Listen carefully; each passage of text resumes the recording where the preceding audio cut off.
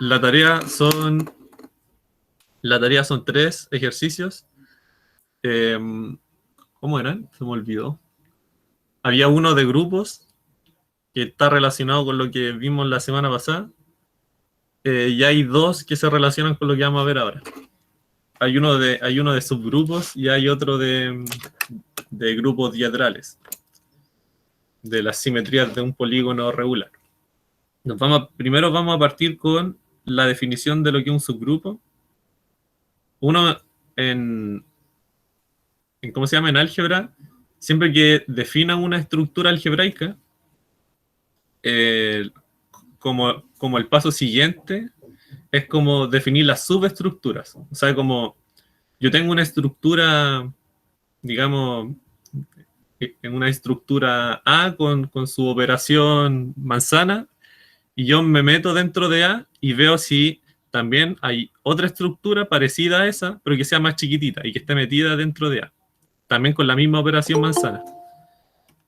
Y entonces eso es lo que queremos ver ahora. Nosotros vamos a tener un grupo, un conjunto con una operación, y vamos a ver si hay un grupito más chico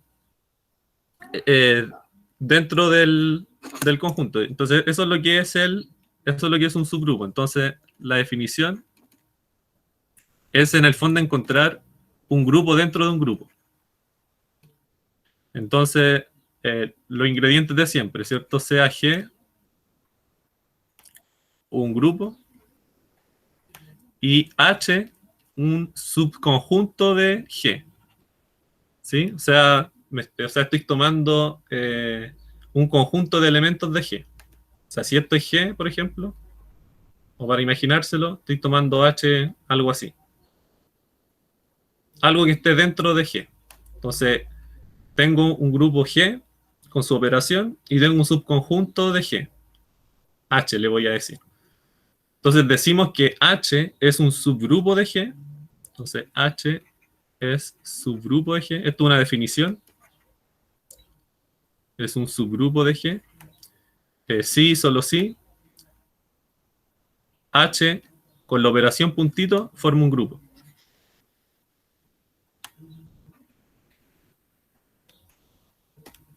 Sí, o sea, tengo a G con su operación binaria, y yo exploro G y encuentro un subconjunto de G que también me forma un grupo con la operación binaria. Ya ese subconjunto yo le voy a llamar subgrupo de G. Y por supuesto cumple todo lo que cumple un grupo, ¿cierto? O sea, H va a tener su elemento neutro, que va a coincidir con el elemento neutro que tenía G, va a ser asociativo. Eso es casi obvio porque está metido en G, como G ya era asociativo porque es un grupo, entonces H también tiene que ser asociativo, pero las demás propiedades no son tan obvias.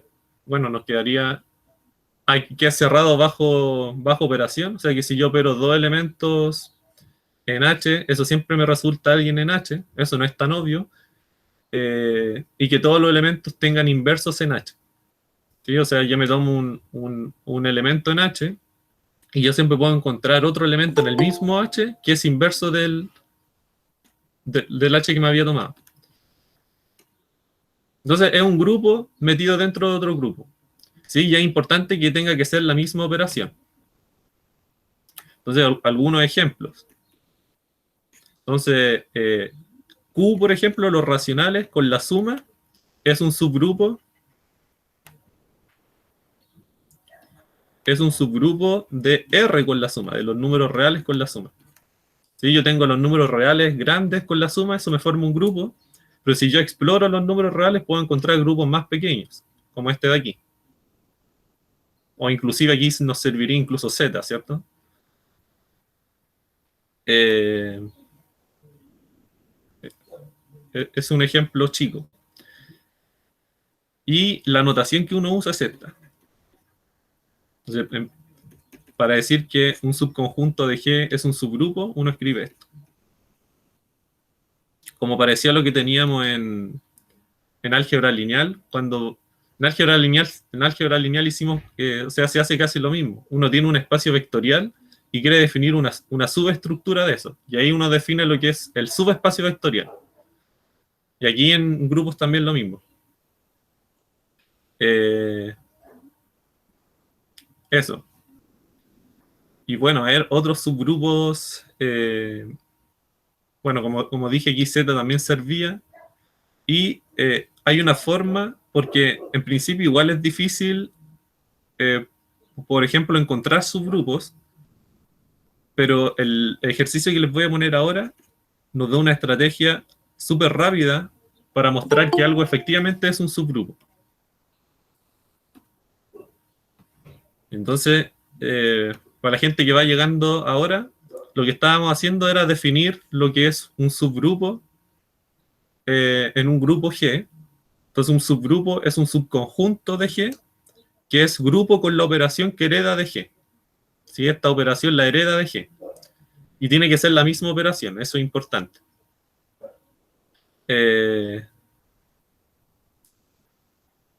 Eso. Y la notación para decir que algo es subgrupo es esta. Entonces aquí uno podría decir entonces que Q es un subgrupo de R.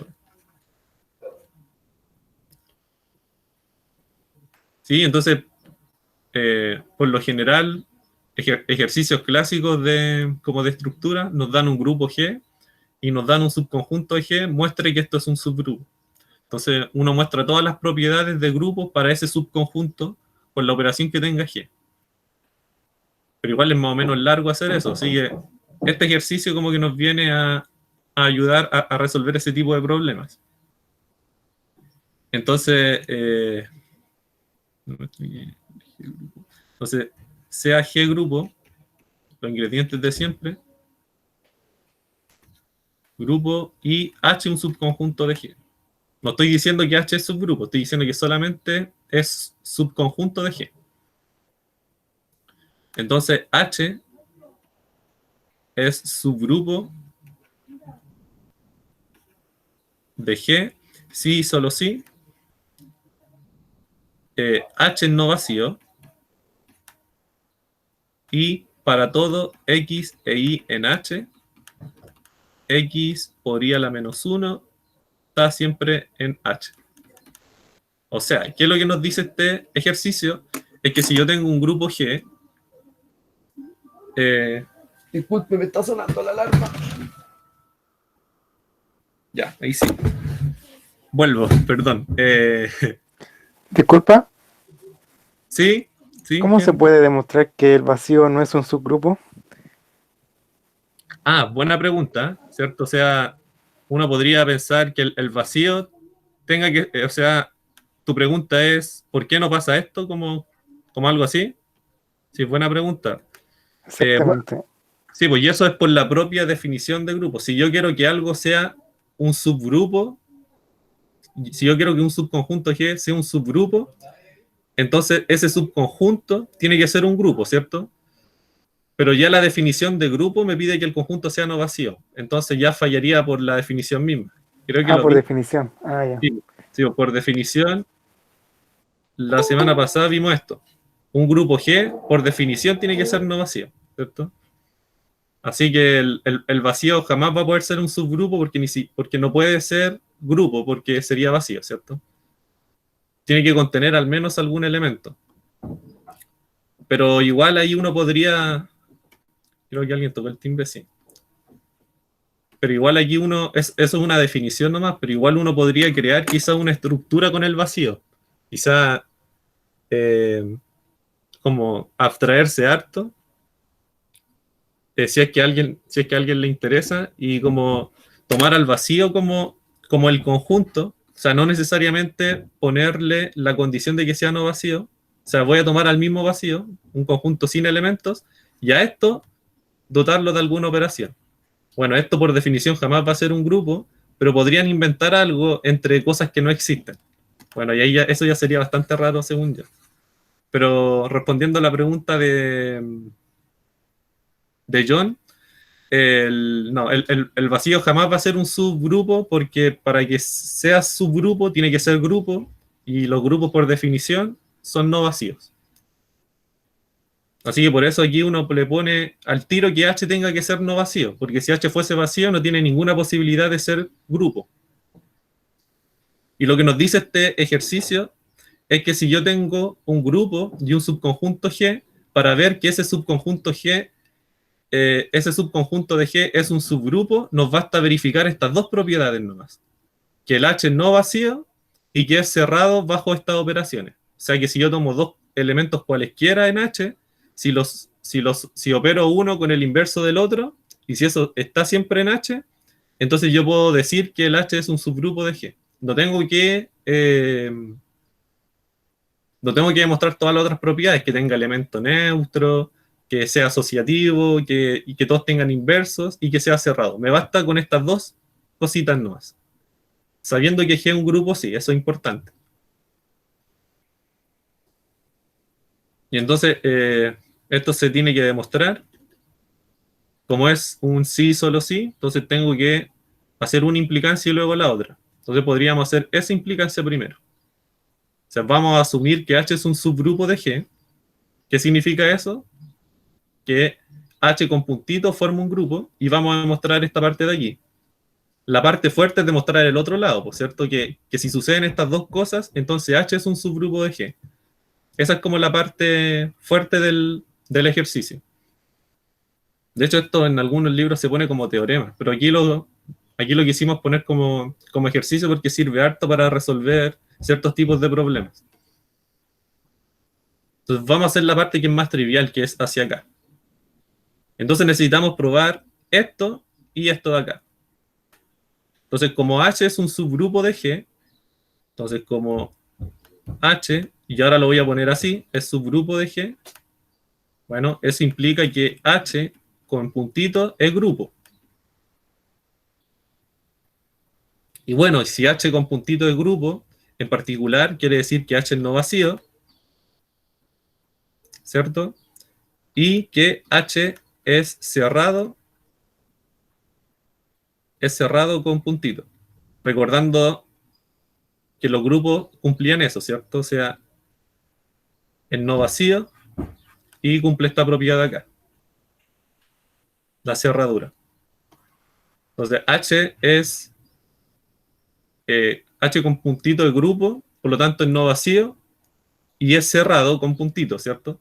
Sabemos que además tiene elemento neutro, pero eso no lo vamos a necesitar porque ahora necesitamos demostrar esta parte de aquí. Entonces, H es no vacío, listo, ya tenemos la primera parte. Nos faltaría mostrar ahora esta segunda parte de acá. Entonces, ¿cómo mostramos eso? Bueno, como hay un para todo X e Y en H, yo me tengo que dar dos elementos arbitrarios en H, o sea, elementos cualesquiera. Entonces, uno dice sea X e Y en H, elementos cualesquiera, ¿cierto? Y yo quiero mostrar que el producto de este con el inverso de este está siempre en H. Pero eso va a ser directo de la cerradura, porque de partida como el I está en H, bueno, eso implica entonces que ahí sí. Eso implica entonces que X e Y a la menos 1 tienen que estar en H, ¿cierto? O sea, como está el I y el H, el grupo, tiene que estar su inverso. Por lo tanto, también está X e Y a la menos 1 en H, y por la cerradura, entonces, por cerradura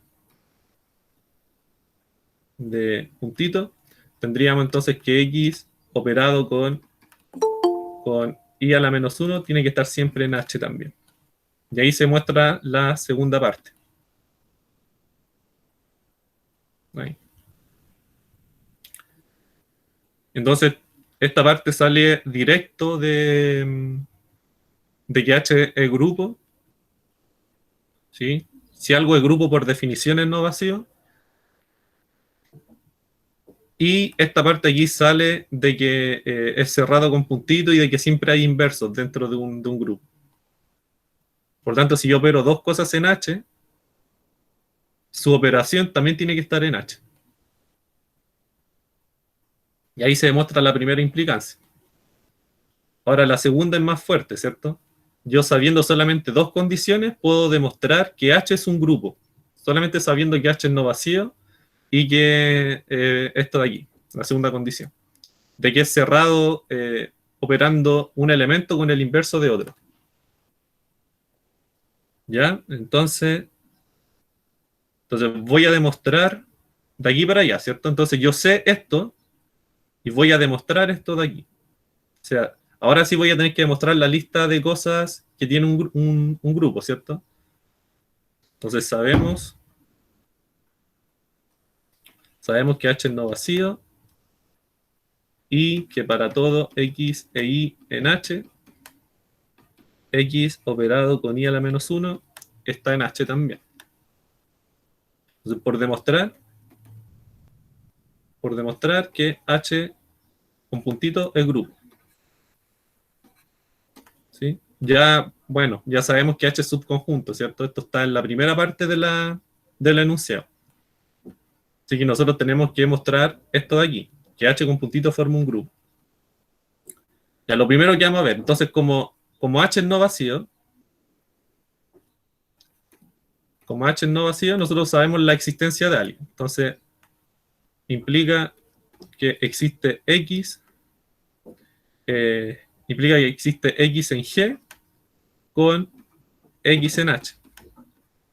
¿Sí? O si quiere existe un X en H nomás, ¿sí? Como para hacerlo más simple. Pero sabemos que hay alguien en H.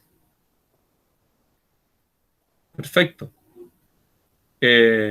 Listo, entonces como X está en H, por la hipótesis, por esto de aquí, vamos a tener entonces que X, bueno, esto implica que X operado con X a la menos 1, ¿sí?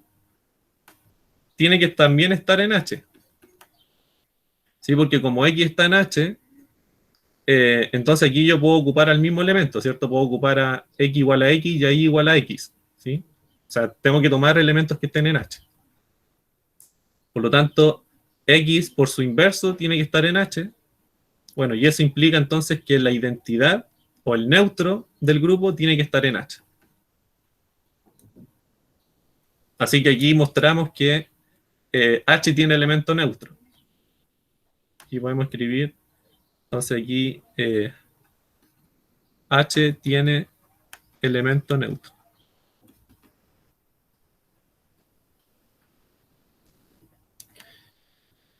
Perfecto. Entonces H ya tiene elemento neutro. ¿Qué nos falta? Nos falta ver que es asociativo.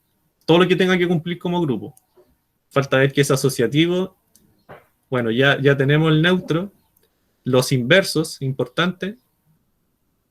Y que es cerrado bajo el producto, ¿cierto?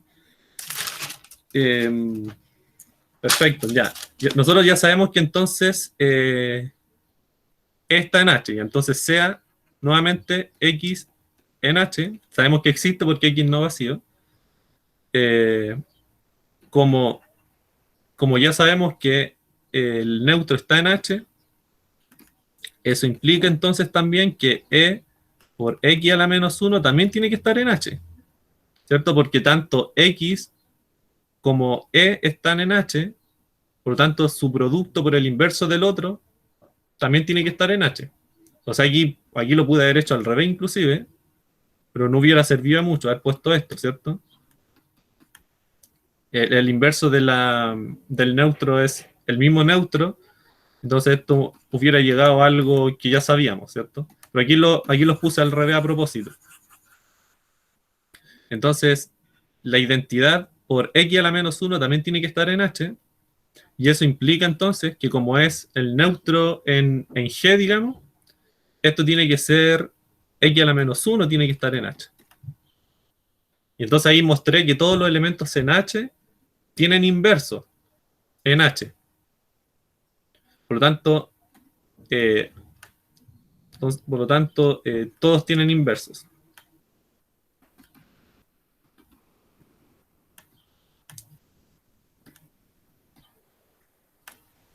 Y creo que ya mostramos las partes más difíciles. El neutro, la parte de los inversos.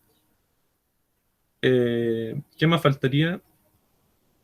Ah, bueno, la asociatividad viene de arriba, ¿cierto? Porque como H está metido en un grupo que es asociativo, entonces H también tiene que ser asociativo. Entonces, esto H con puntito es asociativo Es asociativo porque G con puntito es asociativo. ¿Cierto? Como H está metido en G y G ya era asociativo, en particular los elementos de H tienen que asociar. ¿Cierto? Aquí recordar que H está contenido en G. Por lo tanto, tenemos la propiedad asociativa, tenemos la propiedad del neutro, tenemos los inversos, nos falta solamente ver la clausura. Bueno, y la clausura no es tan difícil. Tenemos que dar dos elementos y mostrar que su producto está siempre en H. Entonces, sean X e Y en H, ¿sí? Sí, en H. Entonces, como ya mostramos que todos los inversos de los elementos en H también están en H, entonces por lo anterior, pongamos aquí, por lo anterior, vamos a tener entonces que, por lo anterior vamos a tener que entonces I a la menos 1 tiene que estar en H, por esto de aquí, ¿cierto? Me doy un elemento en H, su inverso también tiene que estar en H. Entonces tengo a X que está en H, tengo I a la menos 1 que está en H, eso implica que X por I a la menos 1, todo esto a la menos 1, también tiene que estar en H. ¿Sí? Porque esto de aquí está en H, y esto que está dentro del paréntesis también está en H. Luego si le pongo el inverso también tiene que estar en H, por hipótesis. Bueno, y aquí uno puede mostrar que en un grupo, el inverso del inverso es siempre el elemento. Y bueno, esto no lo hicimos la semana pasada, pero como ejercicio. Ejercicio mostrar eso de ahí. Entonces, esto es... Bueno, si nos alcanza el tiempo lo demostramos. Entonces, esto va a ser X operado con Y, va a tener que estar en H. Entonces, yo me tomé dos elementos en H y mostré que su producto también está en H. Por lo tanto, tenemos la clausura. Tenemos todas las propiedades y la asociatividad acá.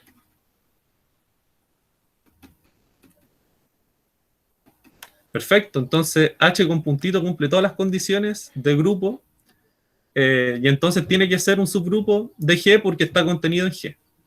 Entonces, por lo tanto, H con puntito es el grupo y como H está contenido en G, implica que H tiene que ser un subgrupo de G. Y listo.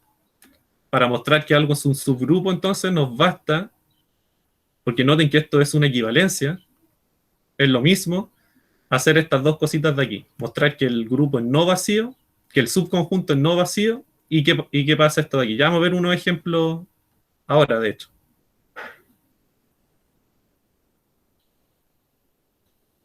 Y eso. Ahí si hay dudas, me escriben nomás. ¿No he escrito nada? No. Pues vamos a ver al tiro un ejemplo de esto. Con matrices. Me faltó, bueno, antes de esto, creo que un ejercicio que me quedó medio pendiente de la semana pasada. Yo espero que hayan visto, hayan podido ver algo en lineal, pero si no, no importa.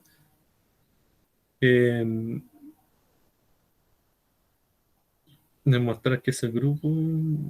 Ah, ya, sí, sí, sí. Entonces muestre que. Esto por el momento nada que ver con los subgrupos, pero igual es importante. Que GL2 de R con el producto es grupo. Para el que no recuerde que era GL sub 2 con un R acá adentro, se lo defino al tiro. El GL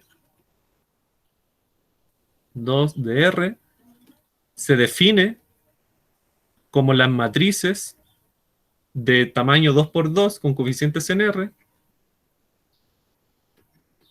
así, ¿cierto? Tal que A es invertible, o sea, tiene inversa. A es invertible. Y recuerden que una matriz era invertible si es que su determinante, perdón, era distinto de 0. Entonces este conjunto en realidad son aquellas matrices que tienen determinante distinto de 0. Determinante distinto de 0. Si el determinante era 0, recuerden que uno no podía dividir por el determinante y entonces la matriz no era invertible. Y recuerden que el determinante de una matriz de 2 por 2, digamos que así, es multiplicar la diagonal menos el producto de la antidiagonal.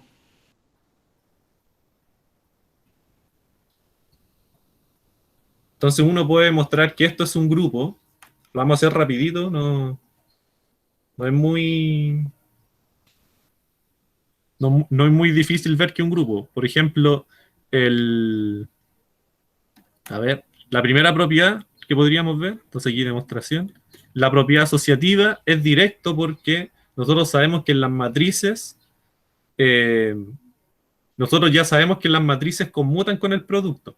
¿Sí? De hecho, no tiene nada que ver con que la matriz sea invertible, ¿cierto? Solo por el hecho de ser matriz, las matrices asocian, perdón, con el producto.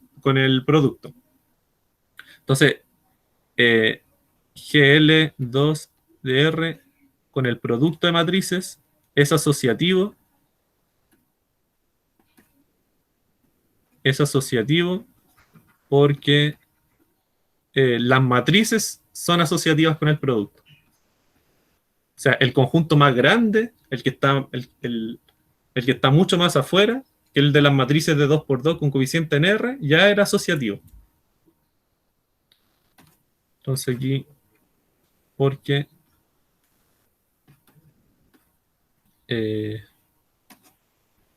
disculpen aquí tanto error, porque las matrices de 2 por 2 asocian. ¿Sí? No tiene nada que ver con que la matriz sea invertible. Todas las matrices de 2 por 2 con coeficientes asocian con el producto. Todas las matrices de 2 por 2 con coeficiente en R asocian con el producto, inclusive las que no son invertibles. Pero las que son invertibles también lo hacen. El neutro aquí sería la matriz identidad, ¿cierto? La matriz identidad es invertible porque su inversa es ella misma. Bueno, y uno puede ver que el determinante de la identidad es 1, ¿cierto? Voy a multiplicar aquí estos dos de aquí. Entonces la matriz 1, 0, 0, 1 es el neutro de GL2DR. ¿Sí? Aquí recuerden que el determinante, recuerden que si yo multiplico cualquier matriz por esta de aquí, y al revés también, eso siempre me da la misma matriz. Y hay que asegurarse que esto también viva acá, ¿cierto? Bueno, y eso vive ahí porque el determinante de esto es 1, que es distinto de 0.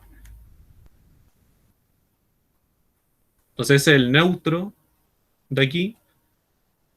Asocian, porque las matrices asocian con el producto. ¿Qué más? ¿Qué más me falta? Ah, claro, que son... Que todas tengan inverso, ¿cierto? Pero eso es por definición, ¿cierto? Por definición todas tienen inverso porque estoy tomando justamente el conjunto de matrices invertibles. Entonces, de hecho sea A en GL2DR. Entonces siempre existe, no sé si se acuerdan, el inverso de una matriz de 2 por 2, pero aquí se los voy a poner, es 1 partido en el determinante de A por D, aquí era menos B, menos C, y aquí A. Claro, esa es la adjunta. Claro, exactamente. Y entonces cualquier matriz que yo me dé acá, por definición es invertible, y entonces esto tiene que existir, ¿cierto? Y bueno, y esto también vive aquí, ¿cierto? Uno le calcula el determinante a esto. Bueno, y por supuesto, aquí puse cualquier cosa. Esta matriz es esto, ¿no? Ahí. Entonces, dado una matriz aquí, que sabemos que es invertible, yo sé que existe su inversa, que se escribe siempre de esta forma. Es bonito porque se escribe a partir de los coeficientes de la matriz A. Y lo otro es que si yo me tomo dos matrices invertibles, entonces su producto también es invertible. Eso quizás no es tan obvio. Se sean A y B en GL2DR. Entonces aquí quiero mostrar que A por B está en GL2DR. Entonces aquí por demostrar que A por B está en GL2DR. Y mostrar esto es equivalente a mostrar que el determinante de A por B es distinto de 0. ¿Sí? Entonces, ese es nuestro objetivo, mostrar que el determinante de A por B es distinto de 0. Si yo logro hacer eso, entonces voy a ver que el producto está en GL2DR. Bueno, y esto no es tan difícil. Yo tomo el determinante de A por B. Recuerden que el determinante se comporta bien con el producto, lo separa. Entonces esto es determinante de A por determinante de B.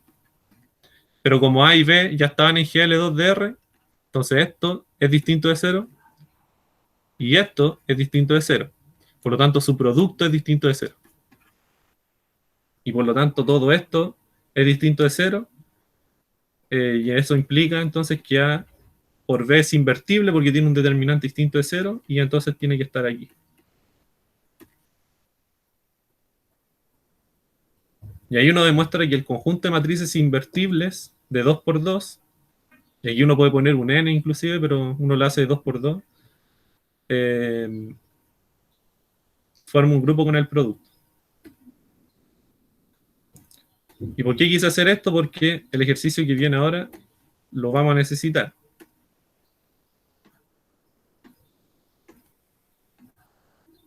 Entonces, ejercicio. Claudio, ¿Sí? para, para esa notación de GL2, ¿Mm? siempre estamos hablando de matrices cuadradas, ¿cierto? Claro, sí, sí, sí. De hecho, Siempre cuadradas. Sí, sí, sí, sí, sí. Porque, claro, sí. De hecho, aquí en realidad lo que uno debiera poner es 2 por 2 ahí. Ah, ya, ya. Sí, pero uno cuando habla de matrices invertibles, Claro. habla ya, Historia cuadrada, claro. claro, cuando uno habla de matrices invertibles, habla como implícitamente de matrices cuadradas, porque, porque Sí. una de las condiciones para ser invertible es ser cuadrada. Claro. Claro, sí, sí. Sí, pero bien aquí también, pues aquí es 2 por 2, 2 por 2, etc. Ya, ya, vale. Es que no cachaba la notación. Ah, sí, sí, sí, esto es una anotación, no. Aquí estas son las matrices de orden 2 con coeficiente en R. Vale, Claudio. Sí. Ya. Si es que uno estaba acostumbrado a la notación de Anita, que era M sub 2 de R, como una matriz de 2 por 2. ¿Esta? Esa, claro. Ah, ya, sí. Le ponía el 2 nomás, no le ponía 2 por 2 y lo dejaba M sub 2 de R. Claro, Era una exactamente. matriz cuadrada de 2 por 2. Sí. El GL me suena más como de grado de libertad. No. Esto es, ¿cómo se llama? No sabía esa anotación, no la conocía. Esto es lo que se llama el grupo general lineal, porque esto en realidad cuando veamos isomorfismos, uno puede mostrar que este conjunto es isomorfo o en álgebra lineal se hace, uno puede mostrar que esto es isomorfo a las transformaciones lineales que van de R en R. Esto es lineal y biyectiva. Ah, no, aquí de R2 a R2. Sí. ¿Cachai? Y entonces esto forma un grupo con la composición y por eso se le pone, ¿cómo se llama? Grupo general lineal. El lineal es por las transformaciones lineales. Ah, ya. No conocía esa nomenclatura. Sí. Y aquí el isomorfismo es como tomar una transformación lineal y llevarlo a la matriz representante, pero eso ya es más de álgebra lineal. Por el momento quedémonos que GL2 de R es el conjunto de matrices invertibles, ¿no? Ok. Mira, está R. Sí, estoy bien. Sí. Ya, el ejercicio, este es. Entonces ahora tengo CAG. Bueno, mala elección de letras, ¿cierto? Aquí mejor pongámosle A. El conjunto de matrices de esta forma.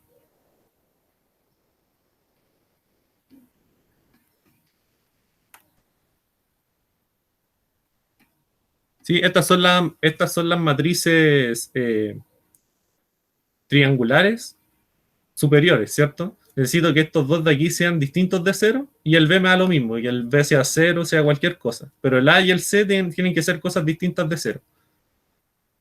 Entonces esto es, ¿cómo se llama? Entonces tenemos este conjunto y lo que nos piden aquí es varias cosas.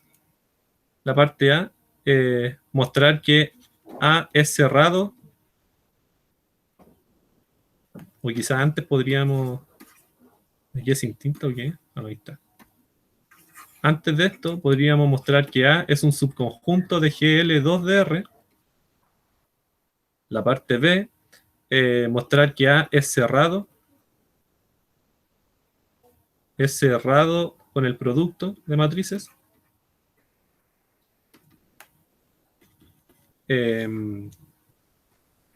La parte C,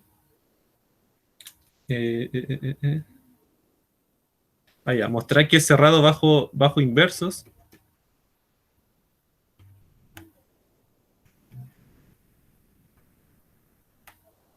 Que es cerrado. Mejor no lo escribamos así. Muy enredado. Mostrar que dado, mucha mala elección de letra también, dado B en A, entonces B a la menos 1 también está en A, y D, concluir que A es un subgrupo de GL2 de R. O sea, la parte D es directo de la parte A, B y C. Y aquí incluso y mostrar que A no vacío, también importante. Y entonces la parte A y solución. Entonces, ¿cómo podemos ver que A es no vacío? ¿Qué matriz? Bueno, hay infinitas matrices, ¿cierto? En A. O sea, A es no vacío, pues, por ejemplo, esta matriz pertenece a, ¿cierto? Porque los coeficientes de la diagonal son distintos de cero, y bueno, y cero es un número real, y acá hay un cero, ¿cierto? Aquí es importante el cero, este cero aquí. Y este tiene un cero acá, bueno, y aquí quizás ponerle un 9 inclusive también.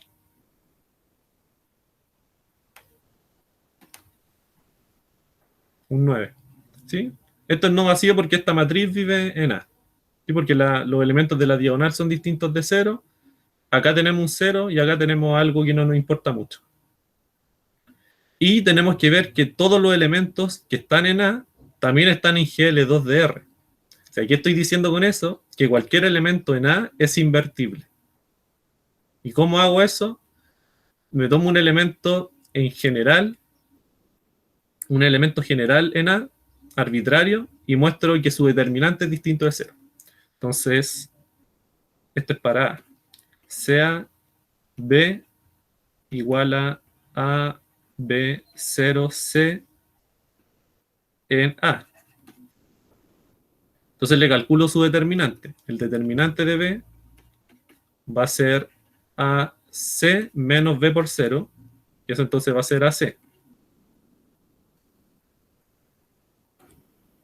Pero esta matriz está en A, ¿cierto?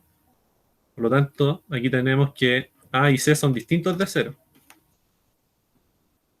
¿sí? Por esto de aquí. Por lo tanto, el producto de dos cosas distintas de 0 también tiene que ser distinta de 0. Por lo tanto, B tiene que estar en GL2DR. Entonces me tomé un elemento cualquiera en A y mostré que ese tiene que estar en GL2DR, y eso implica entonces que B tiene que estar contenido en GL2DR. Porque cualquier elemento en B es invertible. Cualquier elemento en B está en GL2DR. Y ahí hicimos la primera parte. A es no vacío porque tiene este elemento, y está contenido en GL2DR porque el determinante de cualquier matriz de aquí es distinto de 0. La parte B es mostrar que es cerrado bajo producto, ¿cierto? Si yo multiplico dos matrices de aquí cualesquiera, entonces el producto me da una nueva matriz que sigue estando en A. Entonces aquí en la parte B podemos decir sea A, B, 0 y C, y otra matriz más, 0 y C en A, y veamos qué pasa con su producto. Pues a ver, aquí hay que empezar a experimentar. Ese es su producto. Aquí hay que acordarse del producto de matrices. Entonces, ¿cómo era? Entonces aquí lo que uno hacía, multiplicar esto con esto, hacer el producto punto entre esos dos vectores.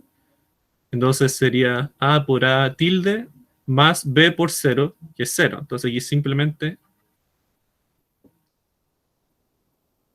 nos quedaría eso de ahí. Aquí en la otra parte iría este producto punto con esto y este vector de aquí. Entonces sería A por B tilde más B por C tilde. Entonces A por B tilde más B por C tilde. Aquí la parte aquí nos tiene que quedar 0, ¿cierto? Para que tenga posibilidad de estar en el producto. Entonces aquí sería esto por esto de aquí. Entonces sería 0 por A tilde más C por 0. Y ahí nos va a quedar el 0. Perfecto. Y en la parte de aquí iría este producto. Este por este de aquí. Entonces es 0 por B tilde, 0, más 0 por C tilde, C por C tilde. Y como estas dos matrices de aquí estaban en A, eso quiere decir que A, C, A tilde y C tilde son distintos de 0. Esto lo voy a anotar acá. Son todos distintos de 0. Y entonces este producto de aquí es distinto de 0. Y este producto de aquí también es distinto de 0. Y esto nos da lo mismo, ¿cierto? Con que hay un 0 acá abajito, esto tiene que estar en A. Luego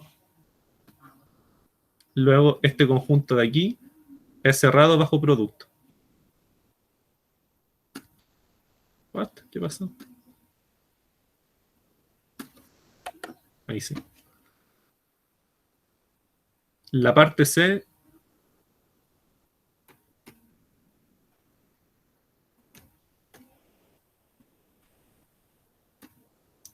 veamos qué pasa con la parte C. Entonces, ¿qué nos dice? Mostrar que dado un elemento aquí, su inverso también tiene que estar aquí, en A. Entonces, sea una matriz cualquiera, aquí, en A, yo voy a calcularle su inversa. Ya sabemos cómo se calcula la inversa, lo vimos aquí. Entonces tiene que ser la inversa de esta matriz es 1 partido en el determinante de esto. El determinante de esto es AC, ¿sí? Menos B0, y eso es 0, multiplicado por CA. Aquí se intercambian estas dos y se les cambia el signo a los que están aquí. Es menos B y menos 0, que es 0. Y aquí ustedes saben que las matrices entran a los escalares, entran a multiplicar. Y esto, bueno, ahí lo pueden comprobar. Esto es A partido en C, menos B partido en AC, 0, 1 partido en C.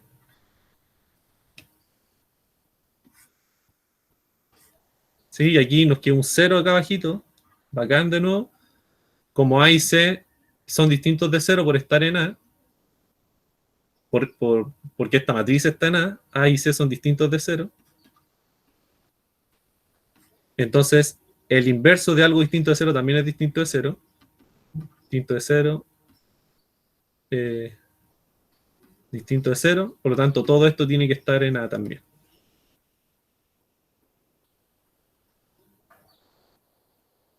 Y ahora concluir que esta cosa es un subgrupo. Ahora, ¿cómo hacemos esto? Con el primer ejercicio que les puse. Entonces, para ver que esto es un subgrupo, nos basta ver esto de aquí. Nos basta comprobar estas dos propiedades. Ya tenemos que el A es no vacío, con la primera parte, y nos basta ver esta parte de aquí. Entonces, sean A, B, 0, C, y A tilde, B tilde, 0, C tilde en A. Y vamos por demostrar que el producto de esto, con la inversa del otro, también está en A. Esta es la inversa de este. Pero esto va a ser directo de lo que hicimos antes, ¿cierto? Porque vamos a tener esto. Esto es así. Entonces tenemos que esto está en A. Esto de aquí está en A. Por lo tanto, su inversa también tiene que estar en A, por la parte C. ¿Cierto? Por lo tanto, todo esto de aquí tiene que estar en A. Esto está en A por hipótesis, ¿cierto? Y vimos en la parte B que este conjunto era cerrado bajo producto. Aquí tenemos producto de dos cosas que estaban en A, por lo tanto, esto también tiene que estar en A. Y ahí uno ve que la parte D era directo de las tres anteriores. Y entonces, bueno, y además A es no vacío, ¿cierto? Por lo tanto, A tiene que ser un subgrupo de GL2. Ya, es no vacío y además, también importante, ¿cierto? Que el A esté contenido como subconjunto en GL2DR. Eso fue la parte A. Entonces, por lo tanto, uno puede concluir que A es un subgrupo de GL2DR. En realidad nos pudimos haber ahorrado todos estos ítems y haber desarrollado esta parte de aquí, verle el inverso a esto y darse cuenta que también estaba en A. Pero lo quisimos hacer más ordenado. ¿Hay alguna duda con este ejercicio? Igual lo hice un poco rápido por el tema del tiempo. ¿Todo bien? ¿Sí? Sí, todo bien. ¿Sí? Ya, bacán entonces. Esto... ¿Estoy grabando? Así, está grabando.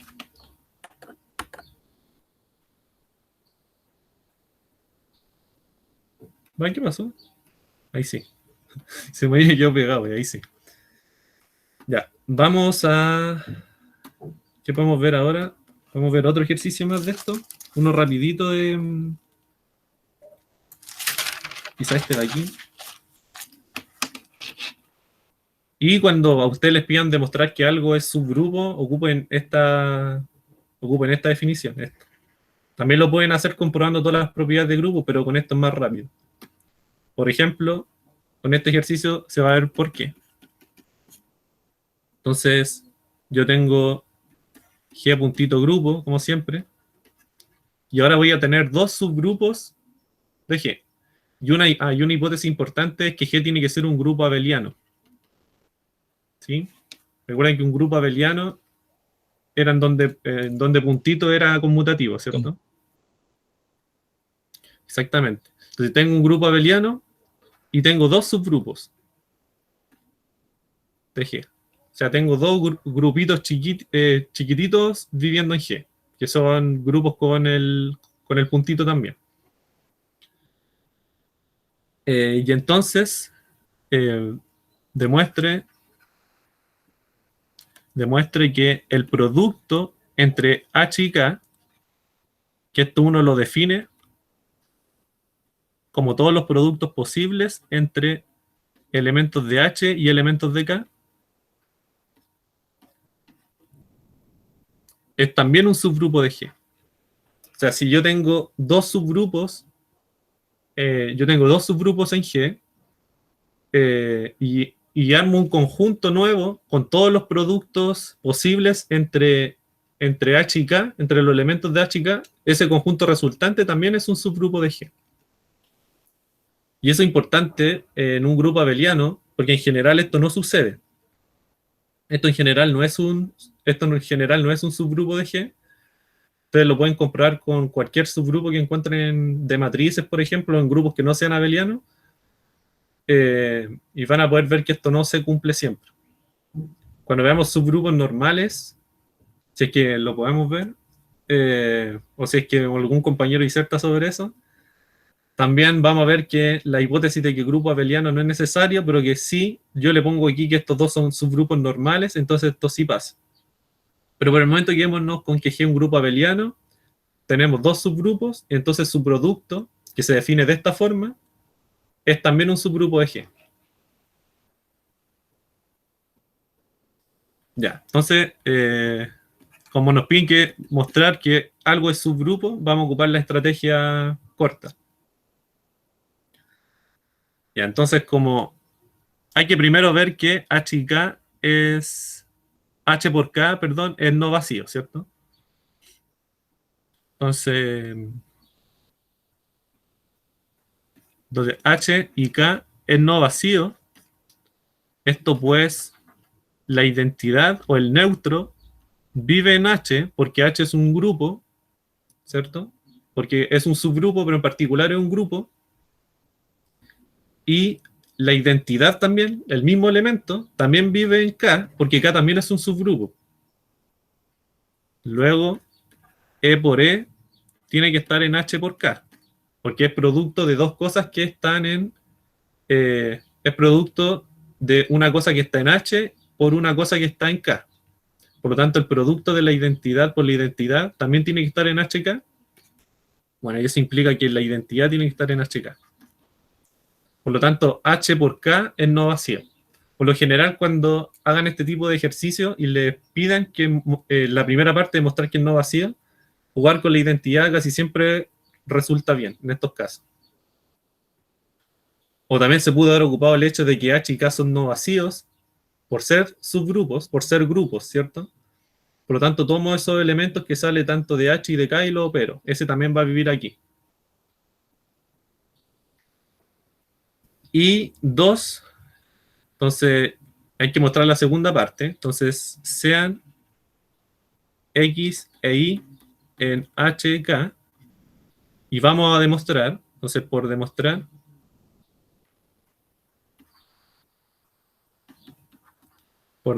que X por Y a la menos 1 también está en HK. ¿Sí? Un poquito más complicado. Entonces, como X e Y están en HK, entonces ambos se pueden escribir de esta forma.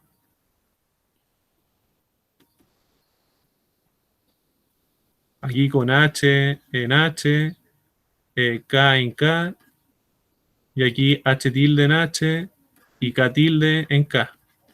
¿Cierto? Eso es por estar en HK simplemente.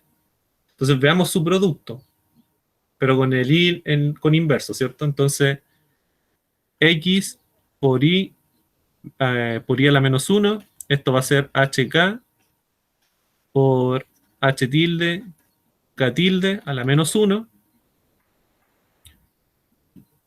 Si recuerdan de la semana pasada, cuando yo tenía una operación en un grupo con un... viéndole el inverso a un producto, esto era lo mismo que hacer eso. ¿Sí? Esto es por propiedad que vimos la semana pasada. Y entonces aquí uno puede, por ejemplo,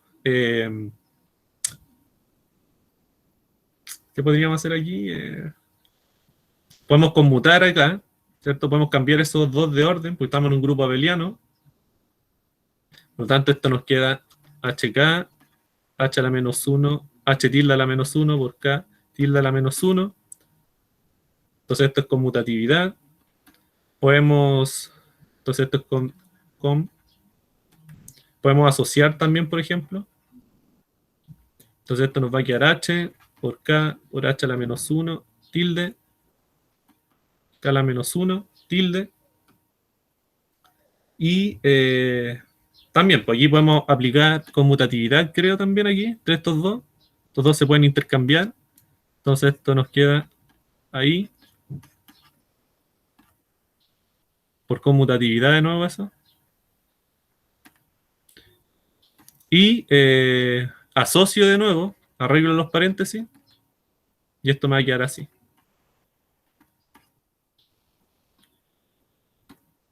Y como H y K son subgrupos, en particular son cerrados, por lo tanto, si yo opero dos cosas en H, esto también tiene que estar en H. Bueno, H tilde a la menos 1 está en H porque H tilde es un elemento en H y por lo tanto su inverso también tiene que estar en H. Por lo tanto, este es producto de dos cosas que están en H. Bueno, y estos son producto de dos cosas que están en K. Por lo tanto, esto tiene que vivir en H por K. Y ahí mostré esto de aquí, esta parte de acá. Y eso, por lo tanto, como se cumple que es no vacío, como se cumple esto, por lo tanto, HK es un subgrupo de G. Y esa es la estrategia ganadora siempre para demostrar que algo es un subgrupo. No sé, por ejemplo, Rodolfo, tú que vas a hablar de subgrupos, ¿habían visto esa propiedad en algún lado? No, ¿No? no lo había visto. ¿Cuándo les toca a ustedes la presentación? El lunes. ¿Lunes? Sí. Yo había entendido mal el tema de las presentaciones. Yo pensé que nos tocaba un par de semanas más adelante, pues y no, pues eran 2 presentaciones por semana. Así Ya. que nos toca el lunes, me descompenso entero. ¿Y cómo van? ¿Les falta mucho o no? No, lo que falta ahora es toda la parte de grabación. Ya.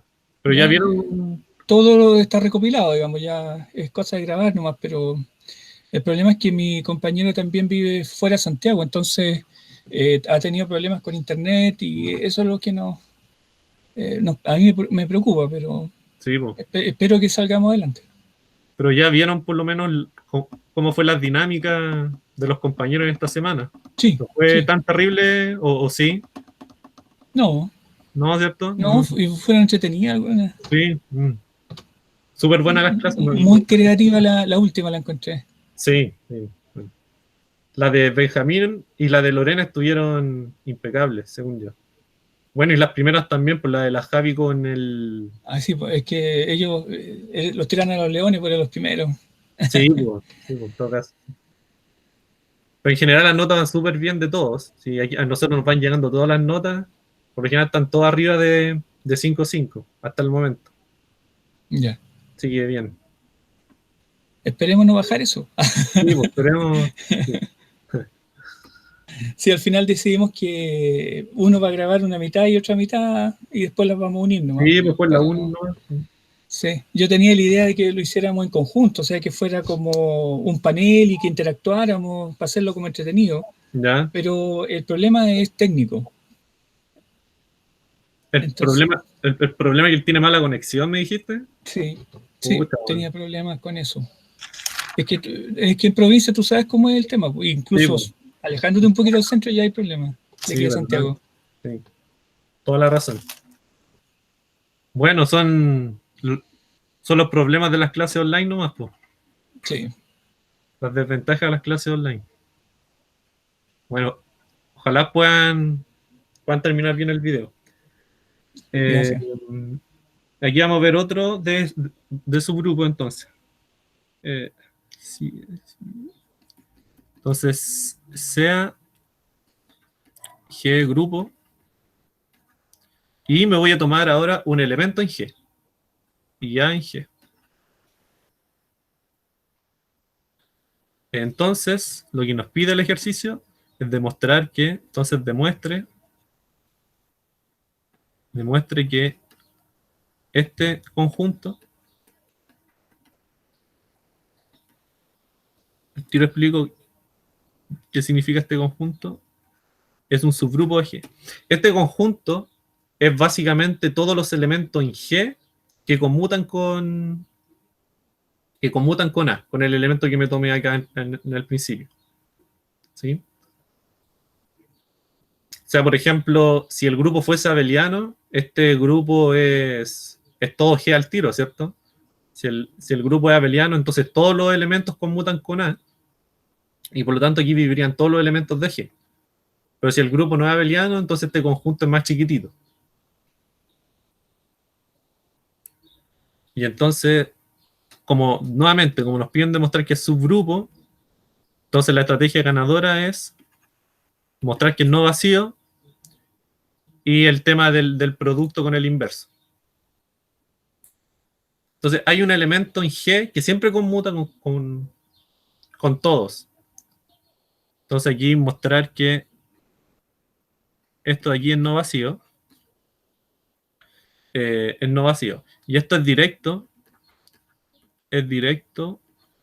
de que la identidad, nuevamente sacamos la identidad, que la identidad por cualquier elemento, recuerden que esto es siempre, por definición en un grupo, esto de aquí. Por lo tanto, si se dan cuenta, la identidad que vive en G cumple esta igualdad, conmuta con A, y por lo tanto, se implica que la identidad siempre vive en H de A. Entonces, la parte no vacío es siempre bueno sacar a la identidad de algún lado. Siempre nos ayuda.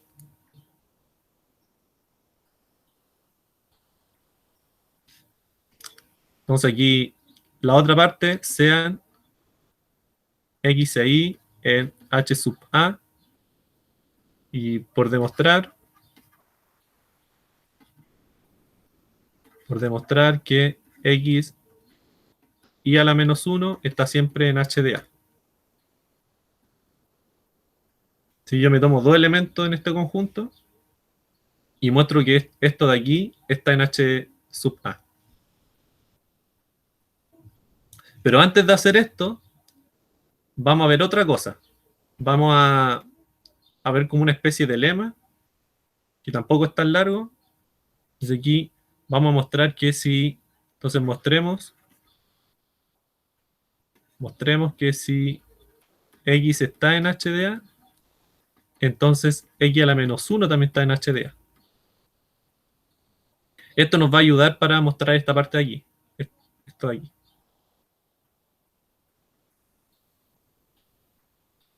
Y entonces, como X está en H de A, eso implica que X por A, aquí lo vamos a escribir mejor,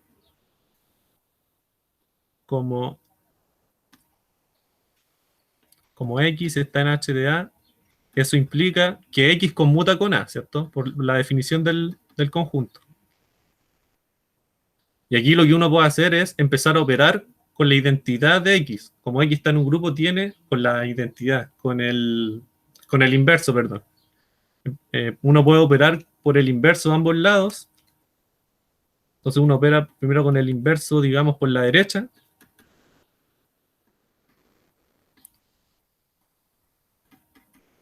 ¿Sí? Aquí el inverso de X por X me da la identidad. O sea, me da A acá solamente. Y aquí uno puede operar por el inverso nuevamente, pero por la izquierda. Entonces aquí uno le quedaría esto de aquí.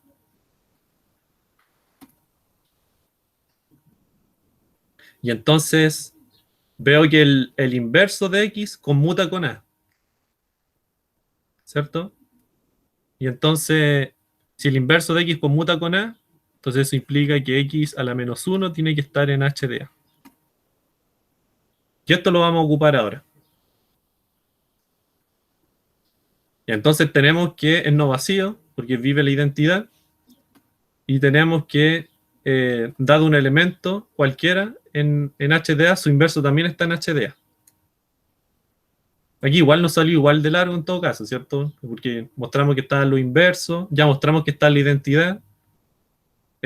Nos faltaría la asociatividad, que quizás sea más difícil, pero eso viene directo también de que G es asociativo. Y nos faltaría mostrar que es cerrado bajo el producto.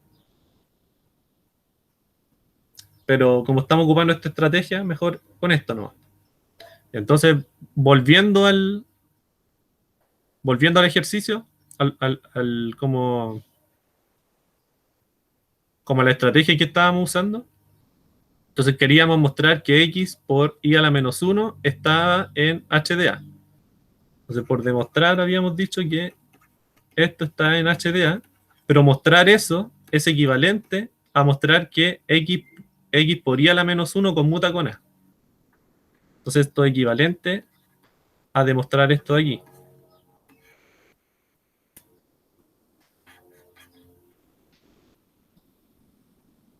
¿Sí? Por x y a la menos 1. Ahí.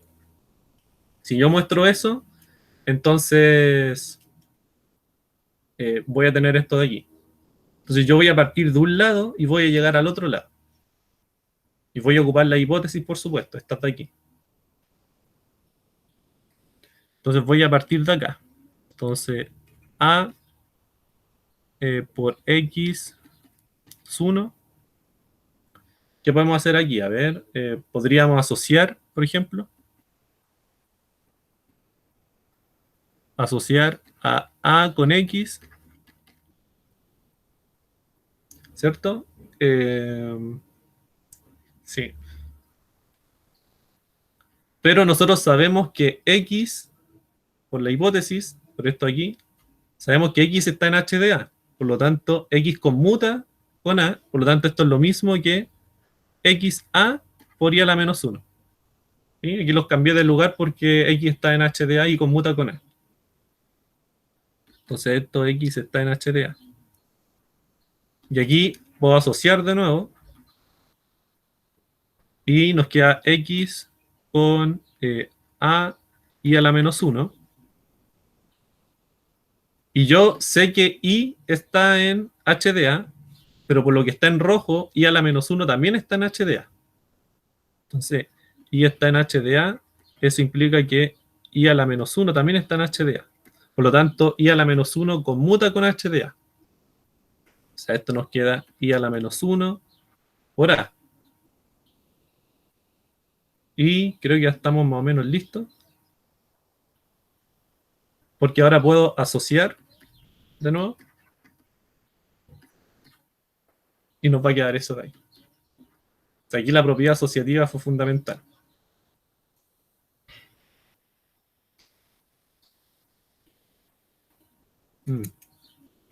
Luego esto de aquí tiene que ser lo mismo que esto de acá, que pura igualdades.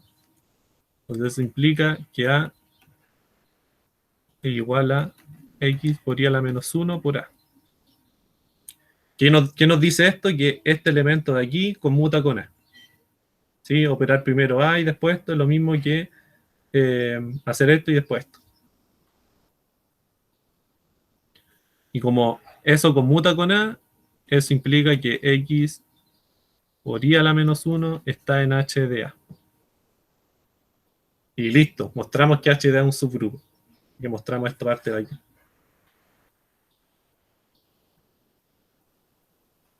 Por lo tanto, HDA es un subgrupo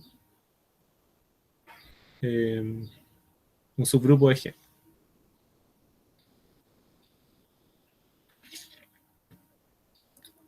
Eso.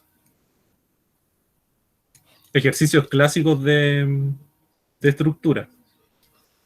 Tanto este como el anterior.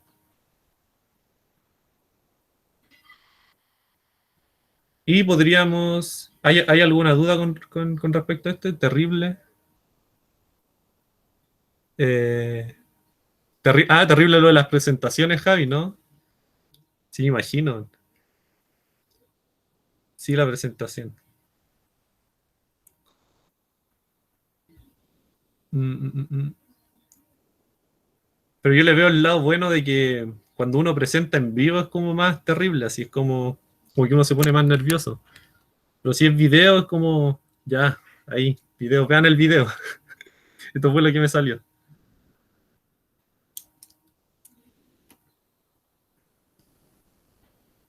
Ya, eso era lo de subgrupos, que es bastante largo. Eh, y, ¿qué más? Ah, sí, vamos a ver un poquito de grupos diedrales en los últimos 20 minutos. Entonces, los grupos diedrales no son tan complicados de trabajar si es que nos aprendemos ciertas cosas. Eh, los grupos diedrales son las simetrías que uno puede hacer de un polígono regular, o sea, de una figura geométrica en donde todos sus lados son iguales, tienen la misma medida, eh, y se conforma básicamente de rotaciones y de reflexiones. ¿Sí? No hay nada de traslaciones ni reflexiones con movimientos, nada de eso. Solamente rotaciones y reflexiones. Y las rotaciones son, como ustedes ya deben recordar bien del colegio, tienen que tener ciertos ángulos y tienen que tener un punto en el cual uno hace una rotación, ¿cierto? Entonces todas las rotaciones acá son todas con respecto al centro de la figura. ¿Sí? Entonces vamos... Y estos como que se pueden generalizar bien. Grupos diedrales. Entonces eso, los grupos diedrales son el grupo de simetrías de un polígono regular. Eso. Entonces, como les dije, son principalmente rotaciones y reflexiones. Voy a seguir lo que tengo escrito aquí. Entonces, en general, entonces a esto uno le llama dn. Y entonces, a esto denota al grupo de simetrías de un n-ágono regular. Aquí lo escribí todo al revés. Regular, ahí sí. Por ejemplo, sé que hay y el n, por supuesto, tiene que ser mayor o igual a 3, ¿cierto? No existen polígonos de dos lados. Entonces, por ejemplo, si yo estoy trabajando con el D3, estoy viendo el grupo de simetrías del triángulo, ¿cierto? Si estoy con el D4, estoy viendo el grupo de simetrías del cuadrado. Y así, ¿cierto? Y este grupo, no sé si vimos el concepto de orden, pero tiene orden 2n, ¿sí? El orden de un grupo es la cardinalidad de cuántos elementos tiene el conjunto nomás. Y este tiene 2n elementos. Por ejemplo, si estoy con el cuadrado, su grupo de simetría va a tener 8 elementos. Si estoy con el triángulo, su grupo de simetría va a tener 6 elementos. Si estoy con el hexágono, su grupo de simetría va a tener 10 elementos. Entonces, la cardinalidad de D sub n es siempre 2n. Bueno, y esto en teoría de grupos se denota así, que es el orden del grupo, se dice. Bueno, y son 2n elementos los que viven en Dn, en donde n elementos de ahí son rotaciones y los otros n que quedan son reflexiones. Entonces, ¿cuáles son las rotaciones que uno puede hacer? Entonces, las rotaciones...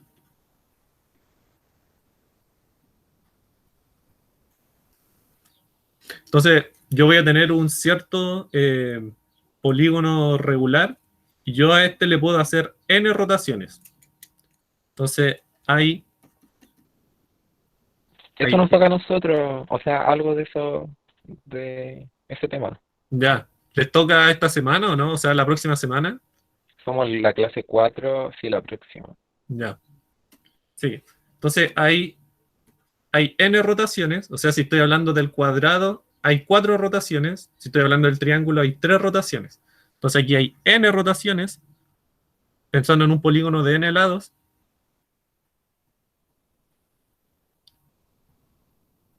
Hay n rotaciones en los siguientes ángulos.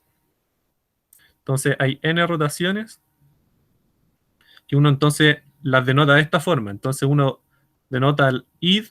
Esta va a ser la rotación en 0 grados. Entonces, esta es una rotación en 0 grados. Sí, aquí me refiero que es una rotación en 0 grados en que yo tengo mi figura y le aplico la rotación en 0 grados y no le pasa nada, se queda igualita. ¿Sí? Es fome esa rotación, ¿cierto? Pero se cuenta como rotación eso de no hacerle nada a la figura. Voy a tener una rotación en 360 partido por n grados. ¿Sí? Aquí, esto lo que voy poniendo acá, digamos, son los grados con la cual hago la rotación. Entonces, existe una rotación de 360 grados sobre n. Por ejemplo, si estoy con el cuadrado, si estoy con el cuadrado, una de las rotaciones va a ser de 90 grados. ¿Sí? Porque el n tendría que ser 4 en ese caso. Y ahí vamos a ver ejemplos concretos. Aquí es todo en general. Va a haber otra en estos grados. Y aquí empiezan múltiplos de las rotaciones. Y en general, y en total vamos a tener n rotaciones en estos grados. Y si se fijan, si yo sigo para acá, si yo por ejemplo hago esta rotación, esto nos queda en 360, que es lo mismo que dejar a la figura quieta.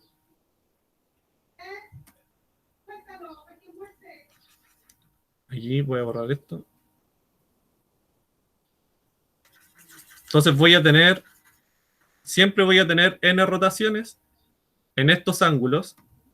Entonces, por ejemplo, podríamos ver al tiro un ejemplo con el cuadrado. Entonces yo tengo al cuadrado, digamos, con los vértices así. Los vértices se tienen que enumerar siempre.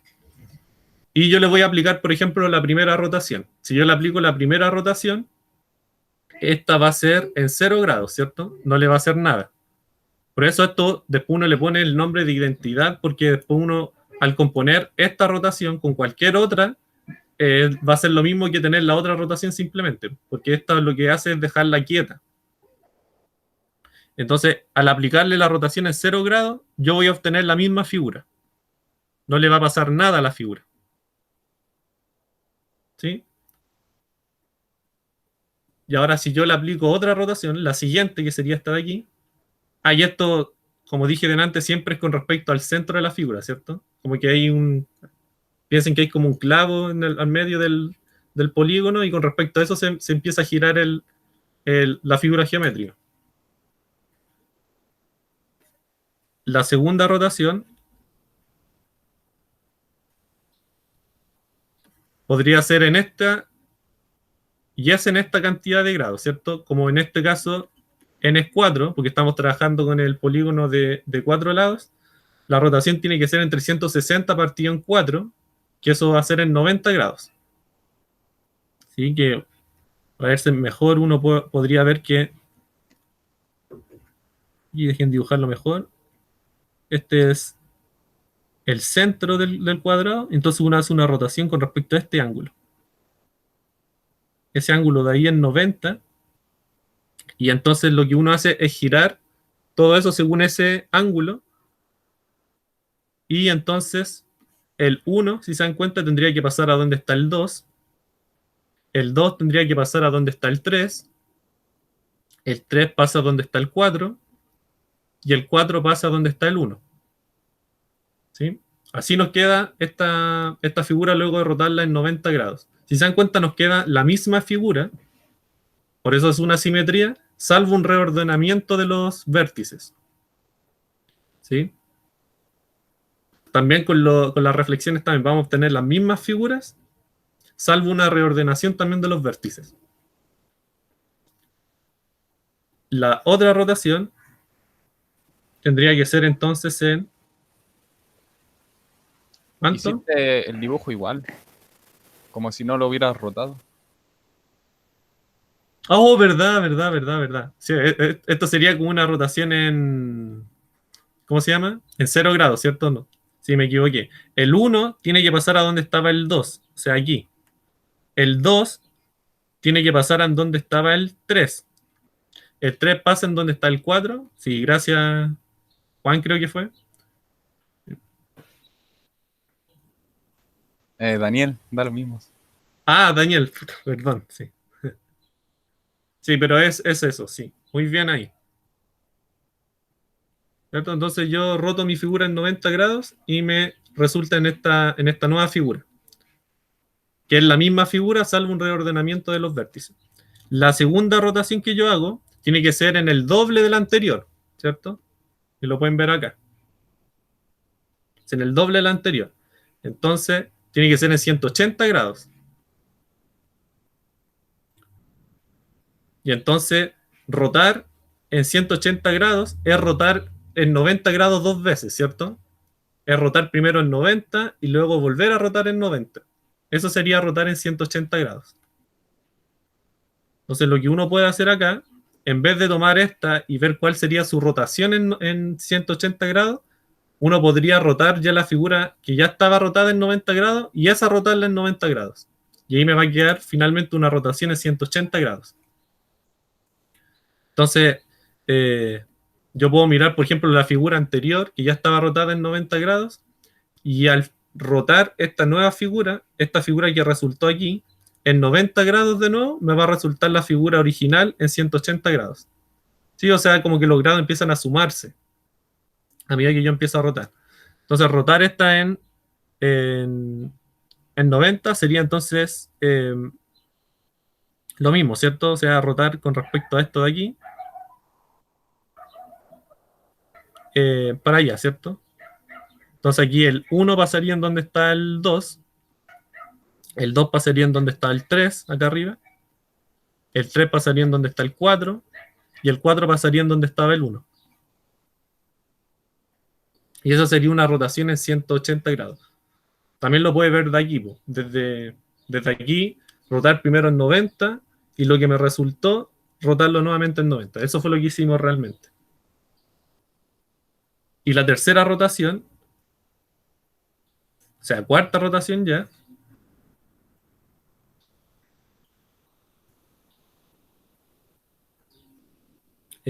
al parecer no voy a alcanzar todo lo que quería hacer de esto, pero probablemente, bueno, voy a subir este video y voy a grabar el otro resto que me quedó, porque ahí como que exploro un poco más de los subgrupos del D4, que eso era lo que tenía que hacer, pero voy a tratar de terminar con las rotaciones ahora. Entonces la otra tiene que ser, entonces ya hicimos esta, no le hacía nada, hicimos esta, que fue esta de aquí, hicimos esta, la de acá, y nos quedaría la otra, que sería en 3 por 360 partido en 4. Que 360, entonces sería en 270 grados. Y esto es lo mismo, ¿cierto? O sea, es rotar en 93 veces, que va a ser lo mismo que rotar la figura que ya estaba rotada en 180 en 90. Ya sería rotar esta figura en 90. Entonces, ¿cómo se llama?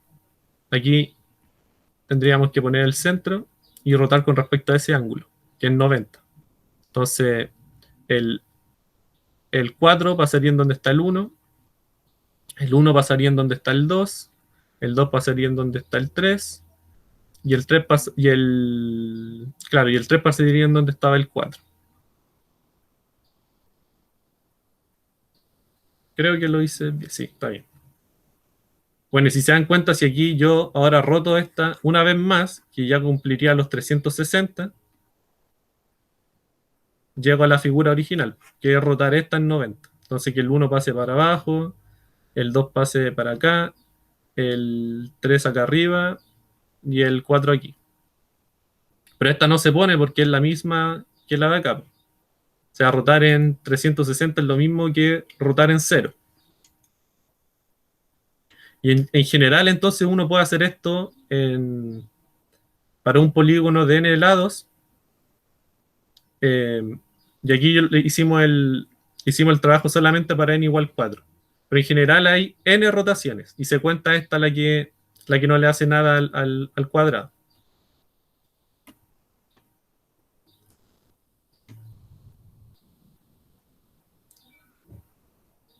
Y las reflexiones, aquí voy a poner las reflexiones rápido, ¿no? después en el video que grabe ahora, después de la ayudantía, quizás lo ponga un poquito más claro, pero las reflexiones van a variar según el polígono. Si el polígono tiene una cantidad par de lados, eh, también hay n reflexiones, pero son de distintas formas si es que el polígono tiene una cantidad impar de lados. Entonces, por ejemplo, si el polígono tiene una cantidad par de lados, uno siempre puede hacer esta reflexión. Puede tirar esta línea para allá, este es el eje de simetría, y uno puede aplicar una reflexión acá, intercambiando el 4 con el 2. Entonces aquí el 2, el 4, y estos dos se mantienen fijos, porque es por donde pasa el eje de simetría. Solamente se refleja lo que está de un lado de la recta a la otra. ¿Sí? Y aquí, si se fijan, también se mantuvo la relación entre los vértices, la relación entre los ángulos, etc. ¿Sí? La otra reflexión que uno puede hacer es esta de aquí, con respecto ahora a estos dos de aquí. Y entonces también uno puede reflejar con respecto a esta recta el 1 y el 3 y mantener al 4 y al 2 fijos. Aquí el 1 y el 3. Y hay dos más que están media escondidas. 1, 2, 3 y 4. Que es una que pasa por aquí, por el punto medio de los lados opuestos. Y este es reflejar ese con ese y ese con ese. Esto se puede explicar mejor en general. Después en el video que voy a hacer después de esto, lo explico mejor. Y hay otra. Estos cuadrados ya me quedan como rectángulos. Que es así. Ahí. Que es cambiar ese con ese y ese con ese. Y ahí uno obtiene las 8 simetrías del cuadrado. Así, hice 8. Aquí están las n rotaciones, las 4 rotaciones, y aquí están las 4 reflexiones. Y para n lados también se pueden encontrar n rotaciones, según estos ángulos, y n reflexiones que no alcancé como a generalizarlo bien. Que ahí lo puedo hacer en el video que voy a hacer ahora. Y eso, pues. Terminé un poquito apurado porque dediqué mucho tiempo a subgrupos, parece. Pero ahí les voy a estar subiendo el link del video. Voy a dejar de grabar, ¿sí, no?